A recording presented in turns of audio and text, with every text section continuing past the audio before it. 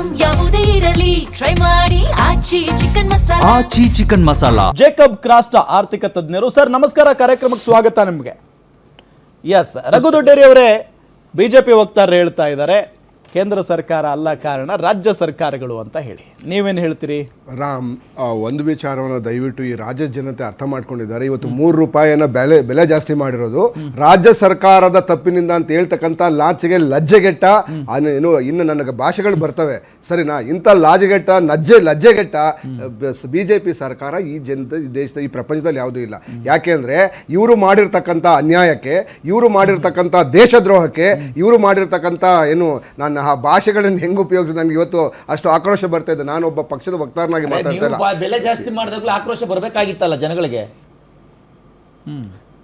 ನಾನು ಮಾತಾಡಕ್ ಬಂದಿರೋದಿಲ್ಲ, ಜಗಳ ಆಡಕ್ಕೆ ಪ್ಲೀಸ್.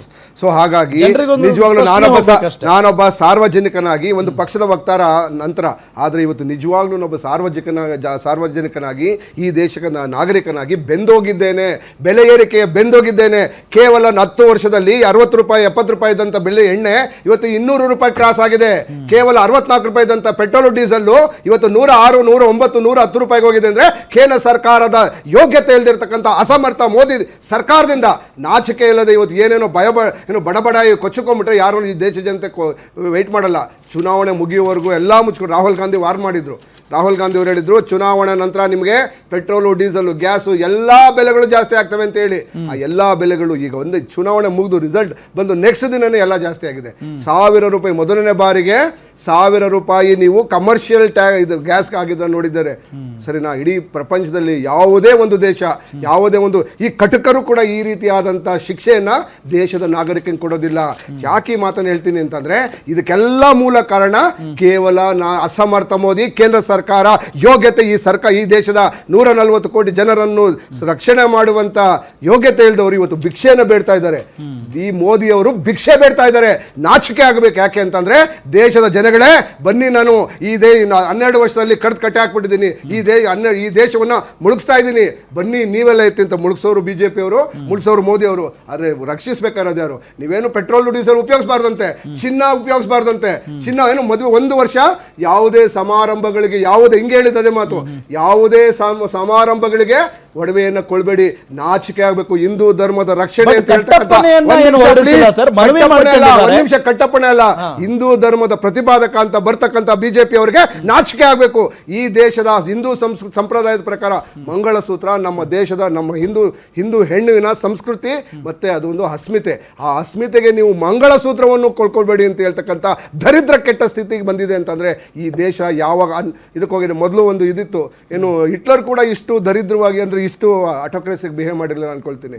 ಯಾಕೆ ಅಂತಂದ್ರೆ ನಾಗರಿಕರ ಮೇಲೆ ನಡೀತಾ ಇರ್ತಕ್ಕಂಥದ್ದು ಹೇಳ್ತಾ ಇದ್ರು, ಇದು ದಬ್ಬಾಳಿಕೆ ಅಲ್ಲ, ಇದು ಏನು ಅವರ ಬದುಕುವ ಹಕ್ಕನ್ನು ಕಿತ್ಕೊಂಡಿದ್ದಾರೆ. ಅಚ್ಚೇ ದಿನ ಅಂತ ಹೇಳಿದ್ರು. ಯಾರಿಗೆ ಅಚ್ಚೇ ದಿನ ಬಂದಿರೋದು? ಪೆಟ್ರೋಲ್ ಬಂಕ್ಗಳಿಗೆ ಅಚ್ಚೇ ದಿನ ಬಂದಿರೋದು ಯಾರಿಗೆ? ಅದಾನಿ ಅಂಬಾನಿಗೆ. ಯಾರು ಅಂದ್ರೆ ಈ ಪೆಟ್ರೋಲು ಡೀಸೆಲ್ ಯಾರು ಬೈ ಮಾಡ್ತಾ ಇರ್ತಕ್ಕಂಥದ್ದು? ಪೆಟ್ರೋಲು ಡೀಸೆಲ್ ತಗೊಂಡ್ಬರ್ತಾರೆ. ನಾನು ಇವತ್ತು ಪ್ರಶ್ನೆ ಕೇಳ್ತಾ ಇರ್ತಕ್ಕಂಥ ಬಗ್ಗೆ ಮಾತಾಡ ಅಲ್ಲ, ಒಂದ್ ನಿಮಿಷ ಎಕ್ಸ್ಟ್ರಾ ಕೊಡಿ ಸಾಕು. ನಾನು ಇವತ್ತು ಪ್ರಶ್ನೆ ಕೇಳ್ತಾ ಇರ್ತಕ್ಕಂಥದ್ದು ಯಾಕೆ ಪೆಟ್ರೋಲು ಡೀಸೆಲ್ ಬೆಲೆ ಜಾಸ್ತಿ ಆಗಿರ್ತಕ್ಕಂಥದ್ದು ಏನು ಕೊಲ್ಲಿ ಯುದ್ಧದಿಂದ ಅಲ್ಲ.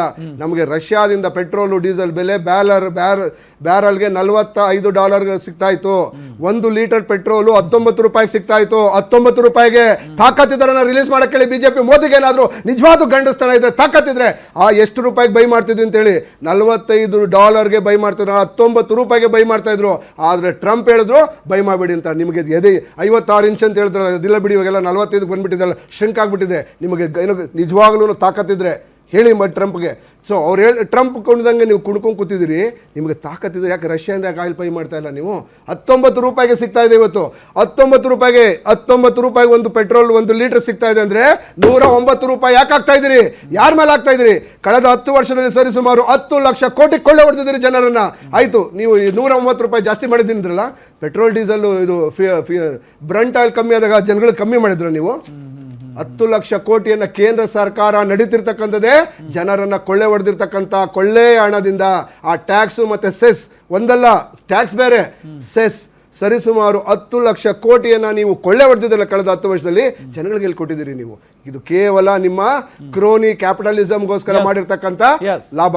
ಎಸ್ ವೀಕ್ಷಕರೇ, ಈಗ ರಾಜಕೀಯ ಆರೋಪ ಪ್ರತ್ಯಾರೋಪಗಳು ಒಂದು ಕಡೆ ಆದ್ರೆ ಇದರಿಂದ ತೊಂದರೆಗೊಳಗಾಗ್ತಾ ಇರೋದು ಜನಸಾಮಾನ್ಯರು. ಸೊ ಅವರನ್ನ ಪ್ರತಿನಿಧಿಸೋದಕ್ಕೆ ಬಂದಿದ್ದಾರೆ ವೀಣಾ ಅವರು, ಗೃಹಿಣಿ.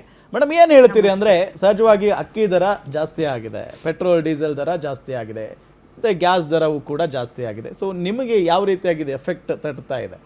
ಸರ್ ಖಂಡಿತ ಎಫೆಕ್ಟ್ ಆಗುತ್ತೆ. ಇದರಲ್ಲಿ ಕಾಂಗ್ರೆಸ್ಸೋ ಬಿಜೆಪಿನೋ ಇನ್ಯಾವುದೋ ಪಕ್ಷಗಳ ಆ ಕಡೆ ಇರಲಿ ಸರ್, ಇದರಲ್ಲಿ ನೊಂದು ನೂಲಾಗ್ತಾ ಇರೋದು ಗೃಹಿಣಿಯರು, ಮಧ್ಯಮ ವರ್ಗದವರು ಮಾತ್ರನೇ ಇದರಲ್ಲಿ ತುಂಬ ಕಷ್ಟಪಡ್ತಾ ಇರೋದು. ಅವರು ಪಾಲಿಟಿಕ್ಸ್, ಅವರು ರಾಜಕೀಯದವರು, ಅವ್ರ ಪಕ್ಷದವರು ಅವ್ರ ಬೇಳೆ ಅವರೆಲ್ಲೋ ಒಂದು ಕಡೆ ಬೇಯಿಸ್ಕೊತಾ ಇರ್ತಾರೆ, ಇವ್ರ ಬೇಳೆ ಎಲ್ಲೋ ಒಂದು ಕಡೆ ಬೇಯ್ತಾನೆ ಇರುತ್ತೆ. ಮಧ್ಯದಲ್ಲಿ ಸಿಕ್ಕಾಕೊಂಡಿರೋದು ನಮಗೆ ಜನಸಾಮಾನ್ಯರಿಗೆ. ನಾವು ಪ್ರತಿದಿನ ಜೀವನ ಮಾಡೋದಕ್ಕೆ ನಮ್ಗೆ ಇಷ್ಟು ಬೇಕೇ ಬೇಕಾಗುತ್ತೆ, ನಾವು ಓಡಾಡಲೇಬೇಕಾಗುತ್ತೆ. ಮನೇಲಿ ಕುತ್ಕೊಂಡ್ರೆ ಆಗಲ್ಲ. ಗಂಡ ತಗೊಂಬಂದು ಹಾಕ್ದ, ಹೆಂಡತಿ ಮಾಡಾಕಿದ್ಲೋ ತಿಂದಾಕಿದ್ಲೋ ಮುಗೀತು ಅಂದರೆ ಜೀವನ ಅಲ್ಲ ಸರ್ ಅದು. ನಾವು ಇವಾಗ ಅವ್ರನ್ನೇ ಎಕ್ಸ್ಪೆಕ್ಟ್ ಮಾಡ್ಕೊಂಡು ಕುತ್ಕೊಂಡ್ರೆ ಹೇಗೆ ನಡೆಯುತ್ತೆ? ಪೆಟ್ರೋಲ್ ಬೆಲೆ ಜಾಸ್ತಿ ಆಗಿದೆ, ದಿನ ಓಡಾಡಬೇಕು. ಅಕ್ಕಿ ಬೆಲೆ ಜಾಸ್ತಿ ಆಗಿದೆ, ದಿನ ಅಡುಗೆ ಮಾಡಲೇಬೇಕು, ಊಟ ಮಾಡಲೇಬೇಕು, ಬಂದವ್ರಿಗೆ ನೋಡಲೇಬೇಕು. ಈ ಥರ ಇವ್ರ ಪಕ್ಷಗಳ ಮೇಲೆ ಅವ್ರವ್ರ ಮೇಲೆ ಆರೋಪ ಮಾಡಿಕೊಂಡ್ರೆ ನಮ್ಮ ಬಗ್ಗೆ ಯಾವಾಗ ಇವರು ಸೀರಿಯಸ್ ಆಗಿ ಯಾವಾಗ ಯೋಚನೆ ಮಾಡ್ತಾರೆ? ಇವರು ಮಧ್ಯಮ ವರ್ಗದವ್ರ ಬಗ್ಗೆ ಯೋಚನೆ ಮಾಡಿ ಸರ್. ನೀವು ನಿಮ್ಮ ರಾಜಕೀಯ ನೀವು ಹೇಗಾದರೂ ಮಾಡ್ಕೊಳ್ಳಿ, ನಮ್ಗದು ಬೇಡ. ಮಧ್ಯಮ ವರ್ಗದವರು, ಅವ್ರ ಬಗ್ಗೆ ಗೃಹಿಣಿಯರು ಹೆಂಗೆ ಬಾಳ್ತಾರೆ, ಅವ್ರು ಹೆಂಗೆ ಜೀವನ ನಡೆಸ್ತಾರೆ, ಜೀವನ ಬೆಳೀತಾ ಹೋಗುತ್ತೆ.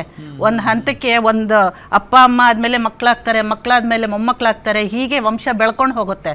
ಹಾಗೆ ಈ ರೇಟ್ಗಳು ಇದೇ ಥರ ಬೆಳ್ಕೊಂಡು ಹೋದರೆ ಅಷ್ಟೋ ಜನರ ಹೊಟ್ಟೆ ಹೆಂಗೆ ಸರ್ ತುಂಬತ್ತೆ?